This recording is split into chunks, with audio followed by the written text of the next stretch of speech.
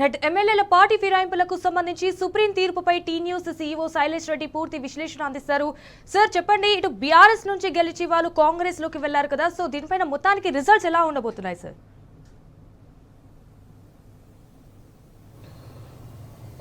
చాలా డీటెయిల్డ్గా విన్న తర్వాత సుప్రీంకోర్టు తన జడ్జిమెంట్ని ఈరోజు ప్రకటించింది. సుప్రీంకోర్టు ఇచ్చిన జడ్జిమెంట్ ప్రకారం speaker, Telangana assembly speaker Reddam Prasad Kumar 3 నెలల లోపు, అంటే అక్టోబర్ 31 తేదీ లోపు తన నిర్ణయాన్ని ప్రకటించాలి. అక్టోబర్ 31 లోపు ఆయన తన నిర్ణయాన్ని ప్రకటించకపోతే ఏం జరుగుతుంది అనేది ఇంకా మనము సుప్రీంకోర్టు పూర్తి తీర్పు వచ్చిన తర్వాత మనకు తెలుస్తుంది. కానీ సుప్రీంకోర్టు ఒక కీలకమైన వ్యాఖ్య చేసింది. సుప్రీంకోర్టు ఈ ఫైనల్ మెన్షన్ అడ్వకేట్ చెప్పినప్పుడు మన అడ్వకేట్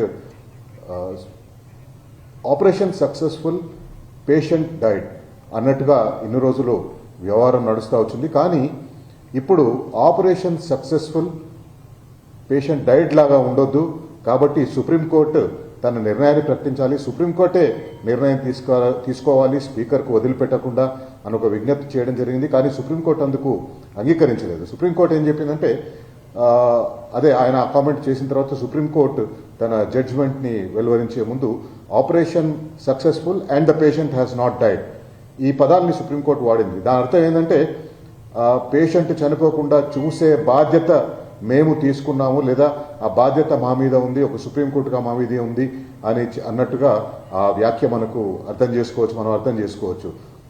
అంటే ఆపరేషన్ సక్సెస్ఫుల్ జరుగుతుంది, పేషెంట్ కూడా చనిపోడు, పేషెంట్ బతుకుతుంది, అంటే ఒక నిర్ణాయకమైన జడ్జిమెంట్గా ఇది ఉండబోతుంది.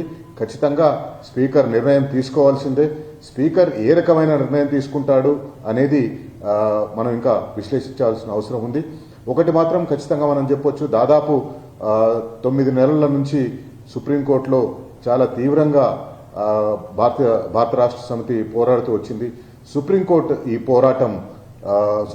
చేసిన ఈ పోరాటం ఫలితం వల్ల దాదాపు 10 మంది ఎమ్మెల్యేలు అక్టోబర్ 31 లోపల వారి భవితవ్యం తేలబోతుంది.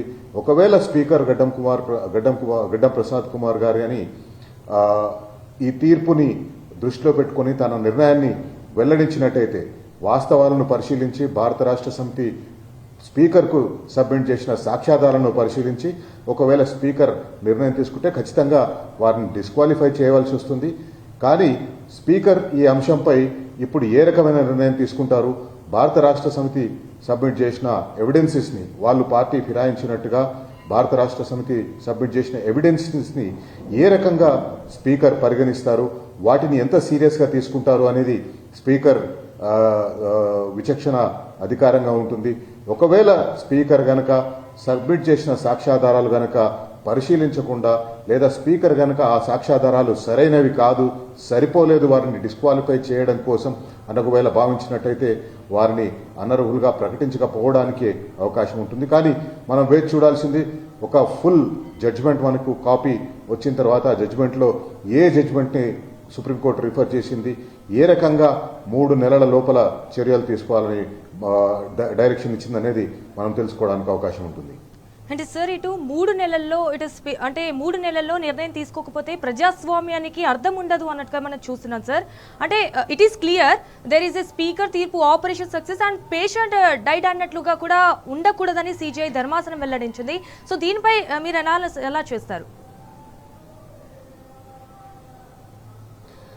ఖచ్చితంగా, ఎందుకంటే ఇంతకుముందు మనం గత అనేక కేసులు చూసినాం ఇట్లాంటివి. అనేక రాష్ట్రాల్లో పార్టీ ఫిరాయించిన ఎమ్మెల్యేలని అనర్హులుగా ప్రకటించాలనే పిటిషన్లు చూసినాం. కాకపోతే ఇక్కడ ఏమవుతుందంటే, స్పీకర్ ఎవరైతే ఉంటారో ఆ స్పీకర్ అధికార పక్షం నుంచి గెలిచి వచ్చిన ఎమ్మెల్యే స్పీకర్గా ఉంటాడు. కాబట్టి అధికార పక్షాన్ని ఏ రకంగానూ ఇరుకాటంలో పెట్టే చర్యలు ఆయన తీసుకోకున్నట్టుగా ఉండేవి. అనేక రాష్ట్ర శాసనసభల్లో మనం చూసినాం. కర్ణాటక రాష్ట్ర శాసనసభలో కానీ, మహారాష్ట్ర శాసనసభ విషయంలో కానివ్వండి, అట్లాగే రీసెంట్గా మనం హిమాచల్ ప్రదేశ్ విషయంలో కూడా అట్లాంటి చర్యల్ని మనం చూసినాం. స్పీకర్ నిర్ణయం తీసుకోకుండా ఉండిపోయేది. స్పీకర్ చాలా కాలం పాటు దానిపై నిర్ణయం తీసుకోకుండా ఉండి ఆ శాసనసభ గడువు ముగిసిన తర్వాత ఇక ఆ పిటిషన్కు వాల్యూ ఉండదు కాబట్టి శాసనసభ గడువు ముగిసే వరకు కూడా స్పీకర్ నిర్ణయం తీసుకోకుండా ఉండే పరిస్థితులను మనం చూసినాం.